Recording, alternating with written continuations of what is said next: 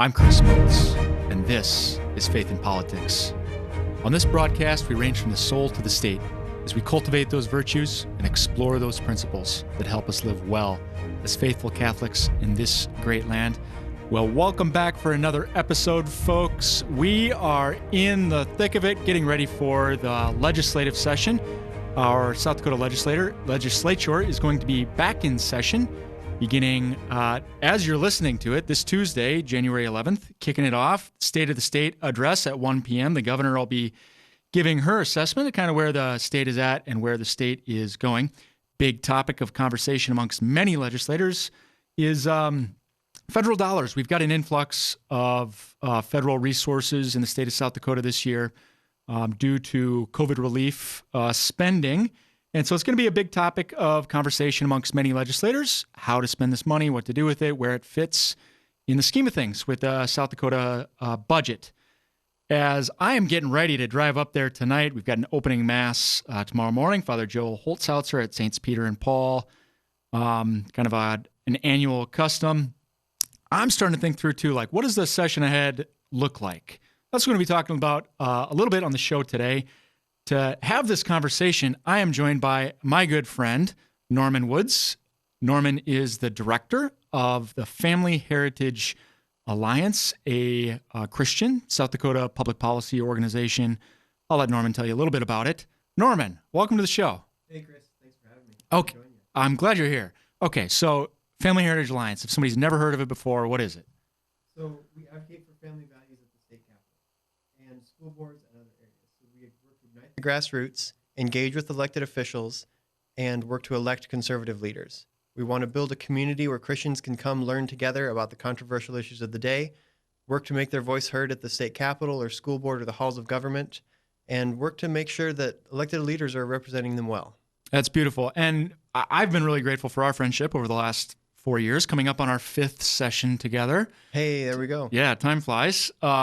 There's just a lot of overlap. Obviously, we haven't, we're different organizations representing different constituencies, but there's just, so it's not perfect overlap, but there's been a lot of overlap through the years with ProLife, as you said, family values, religious freedom. So it's been great to be in those trenches with you. Before we kind of launch in and just talk a little bit more about the legislative session, Norman, I want to ask you a question, and I'm just gonna hit you with this. Norman Woods, why are you a Christian? Why am I a Christian? Yeah. Well, the first thing that comes to my head is it's true. It's legitimate. It's real. God is out there, so I can choose to believe in him or not, but that doesn't make him go away. Amen. So raised in the faith and have always had Christian convictions, or have there been real moments of a profound deepening, conversion? What's your story look like? Yeah, so I think familiar with a lot of people. I was little, raised in a Christian home, and so if you're raised in a Christian home, you probably remember the first time you talking to your parents about asking Jesus into your heart, or the first time you remember that. So I think I was 6. When I remember my first time, my mom kind of sitting me down and talking to me about what it means to trust Jesus, etc. So, what 6-year-old that has a good relationship with their parent is going to say, no, I don't want that, right? So I think that's the first time I remember talking about faith, Christ, etc. But it wasn't until I was about 12 that it really became real for me. You're familiar with Teen Pact leadership schools. Yeah. I was at one of their summer camps. So I was down in Georgia. It was halfway through the week. And it was late at night, laying in my bunk, wide awake. And I was 12 years old, and I just remember thinking, okay, I'm surrounded by all these kids that have actually decided that they want to follow Christ, and it's actually theirs. Yeah. They didn't come here to worship God because their parents forced them to. It's actually theirs. And I remember thinking, okay, if I'm going to do this, it's actually got to be mine now. And I think that's when my faith really became my own. And when I remember really grabbing onto this whole idea, the belief, and actually, okay, I'm going to pursue this as mine. Oh, beautiful, beautiful. Well, and you mentioned Teen Pact, and that's something I wanted to mention today because I know you were just visiting with, you had a luncheon today, and you talked about Teen Pact. My understanding of Teen Pact is it's kind of a formation opportunity for young people, teenagers, to really, as you just described so wonderfully, just to own their faith. But also, it's not just for me. It's like something that can be, that in fact is for everybody. that I should take out into the world, even into the realm of politics. Is that right? Yeah. So on paper, what Teen Pact is it's a 1-week class where you're at the Capitol hands-on. But what they do is they take the concept of government, civic involvement, and leadership, and they use that as a platform just to teach Christian leadership and engagement in your community, bringing your faith into every area of your life. Yeah. And really going against the flow, because as Christians in this world, we're not going with the flow. We're fighting what society is saying is right oftentimes. And so that's the first example where kids are like, here's what it looks like to live your faith out. Yeah. Well, and speaking of going against the flow, I know this comes up all the time on the show. The Bishop Diocese of Sioux Falls, Bishop DeGroot, and I know Bishop Peter Muich West too. Just a book that they're both familiar with, and Bishop DeGroot bought a number of copies of. It's called From Christendom to Apostolic Mission. Apostolic Mission. Yeah. Yep. So it's like, we are going against the flow in many ways. Mm-hmm. So maybe, one of the things too that I'd love to hear you just share a little bit, Norman. You've got, I think, a unique sort of path into your work now and your attraction to politics. Mm-hmm. Maybe tell us a little bit about that path, but what too is maybe what drew you or attracted you to politics? Sure. So I can't really take credit for the first part because I was forced to go to Teen Pact as a 12-year-old kid. Yeah. I'm not afraid to admit that I was pretty mad at my mom for making me go. I had to miss a motocross weekend, and then I showed up and I found out I had to wear a tie. Aha. So day one was not good. Yes. By the end of day one, I realized that, okay, these people running it are actually pretty cool. Yeah. Halfway through the week, I was loving the Teen Pact experience. Mm-hmm. They just make it really fun and hands-on to learn about how government works and how we as Christians can make an impact. So it started with that class.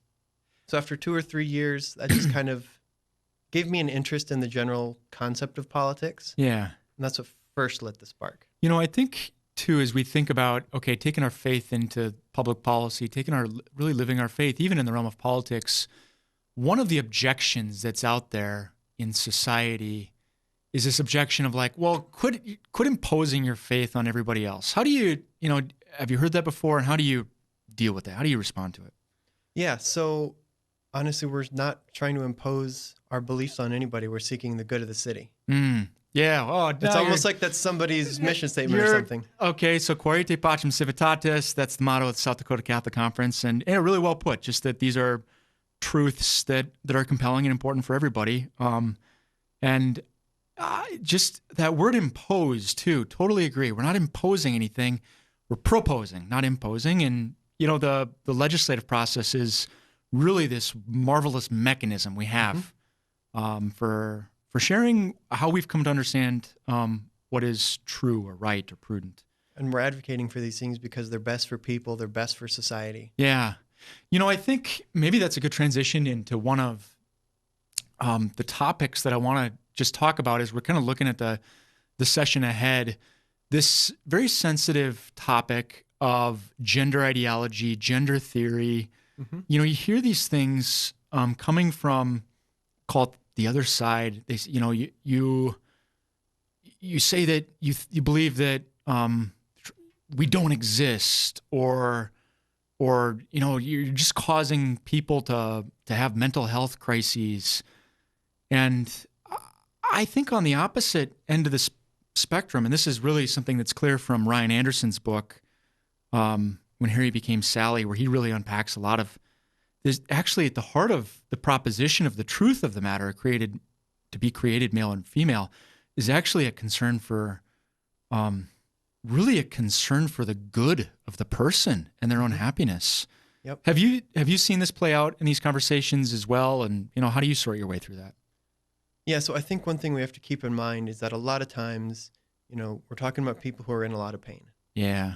And I think that's the first thing that we as Christians need to remember, but sometimes forget. Yes. For example, one of the triggers that can send somebody down the journey to believing that they're the opposite sex of what their body is could be trauma or abuse. Sure. And so sometimes, not always, that this new identity is a way to cope with getting rid of the old identity that had a lot of pain associated with it. And I think that's why sometimes when you challenge that new identity that they're trying to create, you see such a dramatic reaction. Yeah. because maybe instead of saying your new identity isn't accurate, what they're hearing is you have to go back to all that pain. Yeah. And I think that's something that we have to keep in mind as Christians, Mm. because we are seeking the ultimate good of the person. Yes. And maybe there's love that can be extended Yeah. in the midst of being bold about the truth. I love that. I remember hearing a story of one gentleman kind of explaining his whole walk. He identified as the opposite sex for a while, and then what's called desisted, became comfortable in his own body again. Yeah. And he said, I remember this one gentleman who just very clean, crisp, just say, I remember his name, John Doe. Yeah. You're not a woman. Yeah. And I hated him for saying it. Yeah. And every once in a while, he would just say it again. Yeah. I'd see him a week later, John, you're not a woman. Yeah. And I hated it. Yeah. But looking back now, he said I think that was one of the pieces that slowly rung in my head. Yeah. And once I removed myself from the situation, I realized he wasn't angry. He wasn't attacking me. He actually had my best at heart. And he was just gently reminding me, John, you're not a woman. Yeah. I mean, I think that is so, so important that we're, in sharing the truth, there are human beings at the heart of this. One of the stories that really just resonates in my own heart, this is a South Dakota girl, a minor, and I'm not going to say her name, but I know about this because the facts of the matter are in public record or in court records. This young girl, mom and dad were divorced when she was young. Dad wasn't really around. Mom ended up entering a civil marriage with another woman. This girl had some issues, just like psychologically, things that are not really that uncommon for some young people, anxiety and depression. And as a teenager, this girl began identifying as a boy and was going through all sorts of medical procedures, got a new birth certificate, changed her name, et cetera, et cetera. And just as a father myself, my heart just really went out to this young girl. And I just want to tell her, like, you are so amazing and wonderful as you are. You are just like fearfully and wonderfully made. You're so lovable. And you don't need to like change a thing about your body to be lovable. Yeah, whenever people throw it at us that, well, what would you say to somebody who's deeply hurt by this? Yeah. What do you say to them? They're in so much pain by this issue or this thing you said. Yeah. What would you say to them? Yeah. We're the only ones who could say you were fearfully and wonderfully made. Yeah. The other side is saying, no, you're right. You were born into the wrong body. Somebody made a mistake. You're a mistake. Yeah. No, you're fearfully and wonderfully made. So I think we can expect to see several bills filed, kind of different areas of the law, but that all revolve around this particular truth being made as a man, made as a woman, male and female. What are, just off the top of your head, what are some of the different policy areas in which this truth becomes really relevant? So I think some of them that we've seen over the last few years and might see all of them again this year, it applies to, we see these differences in sports, different aspects of medicine, or just simply the locker room at school. Sure. And we might see bills on all three of those this year at the legislative session. Well, and the sports one, I think, has really been, I think I've seen people have an aha moment. More people, like, the people in the past, Chris, is this really that big of a deal? Yep. It actually is, because it's a truth that is so fundamental to giving and receiving love and being in relationship with others. But they haven't really seen like this big public policy. But the sports thing, we've seen the swimmers recently. And so I think there's been an aha moment there. And I don't know, even with the medical stuff, I think there are more and more young people that have made changes to their bodies medically. What is this phrase that I heard you use it about these procedures? Cosmetic Gender surgery. Yeah. What's going on there? What have we seen in the past that may come up again? So 2 years ago, Representative Deutsch brought the first in the country essentially ban on the puberty blockers, which chemically sterilize a child, and then the surgeries that honestly they remove healthy body parts that you can't get back. So we'll probably see a new version of that bill this year. Arkansas last year passed the bill. They called it the SAFE Act, Save Adolescents from Experimentation. So we'll probably see some version of that this legislative session, basically saying that we're not going to chemically castrate or sterilize little kids under 18, and we're not going to cut off healthy body parts just because they believe they shouldn't be there. Yeah. And I think there was a headline maybe a couple months ago, the governor of Texas, or attorney general, maybe it was, kind of looking into this a little more. I mean, you just see more and more states that are beginning to give this attention, that are kind of just pushing back, even against some of the medical claims that are being made in support of this, because the medicine's just not, it's not quite there. And maybe I'll throw in the show notes some of the past shows we've done on this. There's some really, really good medical views on this. In the Catholic Conference, we did bring up an endocrinologist, Paul Haruz, just a premier guy from a big university hospital in St. Louis, to do a thing with Catholic medical students a couple years ago. So it is really important, you know, when we're having these conversations, that we are paying attention to not only the philosophy, who is the human person, and theology, who is the human person, but also the medicine. You did mention, I think, locker rooms or privacy. Just maybe refresh us what's come up on that one in the past. And I think we maybe even have a pre-filed bill on that topic that we'll be taking a look at. Yep. So that one, again, pretty simple, is just saying that things like locker rooms and bathrooms, they're going to be in public schools. They're going to be used by males and females, regardless of identity. Gotcha. Just to protect those privacy rights of the individuals. And the interesting thing is there's even court cases that say, for example, a male prisoner has the fundamental privacy right to not be seen by a female guard while he's showering. Sure. So, I mean, it's clearly recognized in law and policy that males and females are just different, and they have just a personal right to privacy to not be seen unclothed by the opposite sex. Well, and that is important, because the South Dakota Department of Corrections does have a policy that would, in some circumstances, permit males and females to be housed together. So getting this stuff right is really important. And even though they're hard conversations, you know, we need to have them in truth with compassion. So, okay, let's talk pro-life for a minute. What do you expect this session? So I think this session, there'll be a few things that we'll see within what you could call the traditional pro-life sphere. Yeah. And I think what we've seen a lot of, and you and I have had these conversations before, is there's the traditional, what you call a pro-life bill, which in a lot of people's minds means saving a baby that's in a mother's womb and putting in a regulation that says you can't kill it. Yes. That's the simplest sphere of pro-life bills. Yes. You step out a little bit outside of that, you see things like the medical rights of conscience or the do no harm bill. Yeah. So can you say a little more about that? And that was House Bill 1247 last year, just the concept. I think we'll see a bill this year, maybe different in the text, but the same concept. Yep. Why do we understand a conscience protection bill like that as a pro-life bill? So again, that simple sphere of don't kill a baby while it's in his mother's womb. Yep.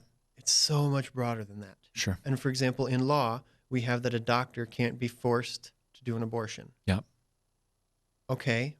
But there's so many more situations that are arising because medical science is progressing honestly faster than medical ethics. Yeah. So if a doctor, and for pro-life reasons or for whatever reason, sees something that they believe will harm a patient, or kill a patient, they should never be punished or fired because they're not going to do it. Right. A doctor should never be forced to harm a patient or to kill a small patient. Yeah. Yeah, and, you know, just for listeners who are like, yeah, of course, don't we already have that? And the answer is kind of. You know, it's in federal law.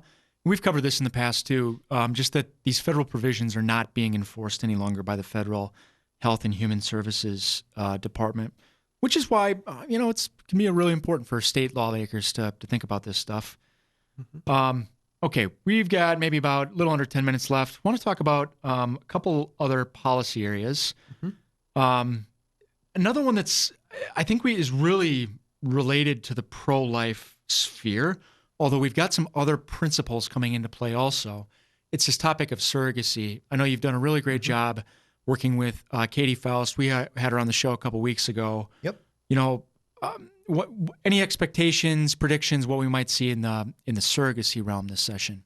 So I haven't seen any bills filed, so we'll start with that. Sure. But I'm fully expecting to see both sides bring a bill. Okay. What I mean by that is one side will probably bring some sort of bill to limit, prohibit, or push out the idea of commercial surrogacy. Yep.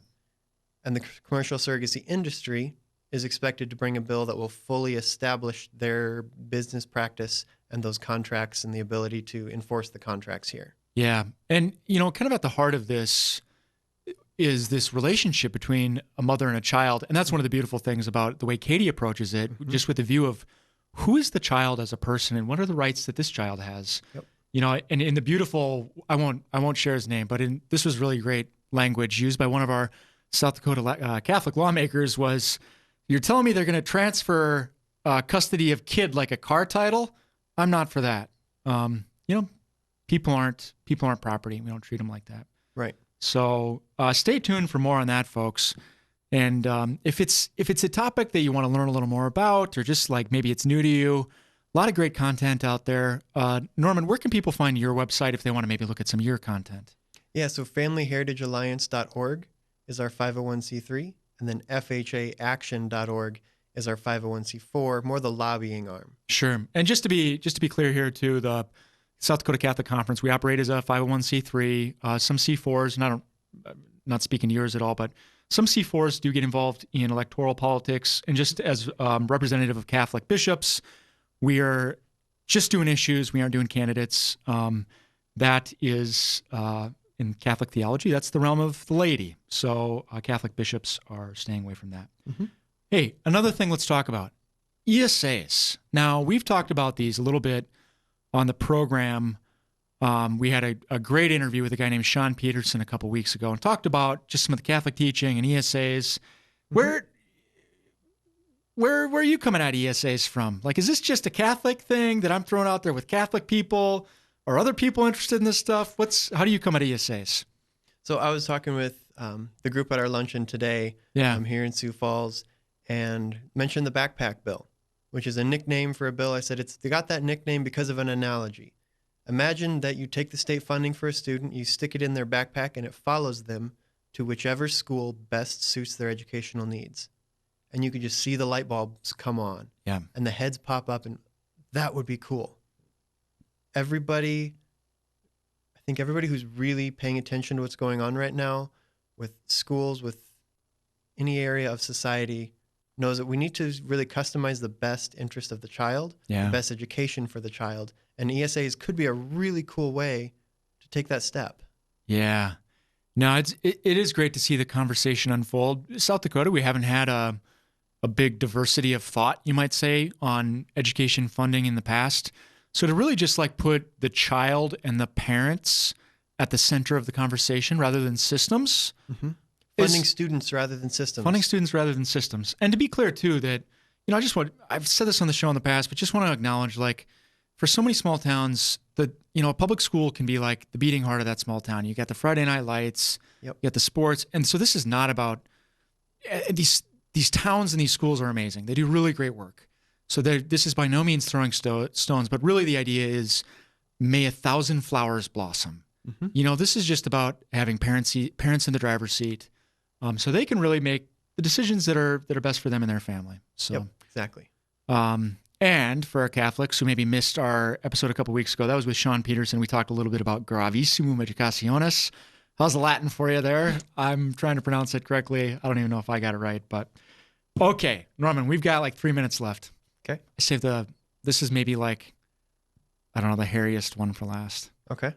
Marijuana. Let's talk about it. Okay. Where are you guys at on this one?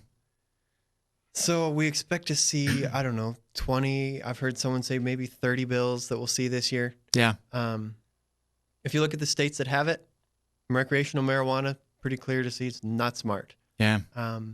Say more about that. What's the data that we're seeing from other states that have legalized, and I don't even like the term recreational marijuana, hunting, boating, and reading are recreation activities. Mm-hmm. This is not even recreation. It's just like deliberately blunting your mind. Right. What's the data we're seeing from other states? So I think a lot of people are assuming, well, if we just legalize it, then the black market won't be black anymore and it'll all be regulated, and that's all we're talking about here. Yeah. But really, you see dramatic increases in the amount, the usage, everything. So that, first of all, that assumption we can just see is patently false if you look at, for example, Colorado. Yeah. And then if you look at just the effects on the brain. Yeah. And a lot of people are like, well, I mean, it's safer than drinking or it's safer than smoking cigarettes. Yeah. And you were really starting to see the studies coming out that, no, this really messes with your mind. This Yeah. is not just like having a beer with dinner. Yes. It's a lot more severe than that. Yeah. And so at the heart of this one for us, the Catholic bishops, the Bishops' Conference, we opposed Amendment A last year, which was the so-called recreational marijuana bill. So we're going to be attentive to things that are coming up. Obviously, we need to write good laws. There's a lot of prudence that goes into this stuff. But the basic principle that is motivating us as we're looking at this stuff is that saints don't get stoned.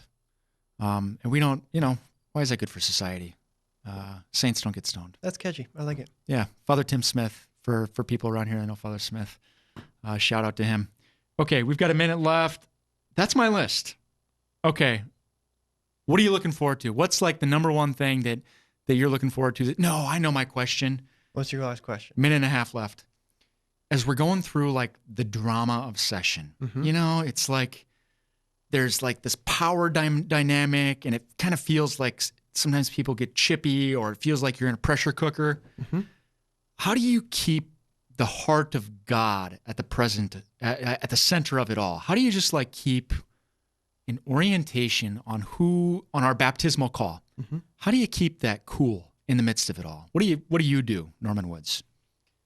I think a piece of it is what you see on Wednesday mornings and on some Tuesday mornings, where it's just you have Bible study with brothers and sisters. Yeah. Whether it's in the governance conference room or 499, just being surrounded by believers who stop talking about politics for a little while is helpful. Yes. You got to be in the Word. Amen. And Representative Glanzer gave me a book called The Daniel Code. Yeah. A little blue book. I read through that, and it's just super helpful. It's a small little book. Basically, you're placed in enemy territory. Yeah. Keep your head about you. And so just keeping your own regimen, but also being very intentional to reach out to other believers who are in it with you in a quiet space to really connect. I love it. So it's like prayer, scripture, fellowship. I love it. It's so good. Okay, well, Norman, thanks for joining us here. One more time, your website? FamilyHeritageAlliance.org. And we can get connected to all your social media stuff from there. Facebook, YouTube, Instagram. And it's all good stuff. So check out FamilyHeritageAlliance.org, folks. And for the South Dakota Catholic Conference, as always, sdcatholicconference.org. I just did it, everybody. We're on Twitter now. So you can go to sdcatholicconf is the handle, South Dakota Catholic Conference. And we got a mega thread up today from Forming Consciences for Faithful Citizenship. Go follow us on Twitter. We're also on Facebook and Instagram. Until next time, live well.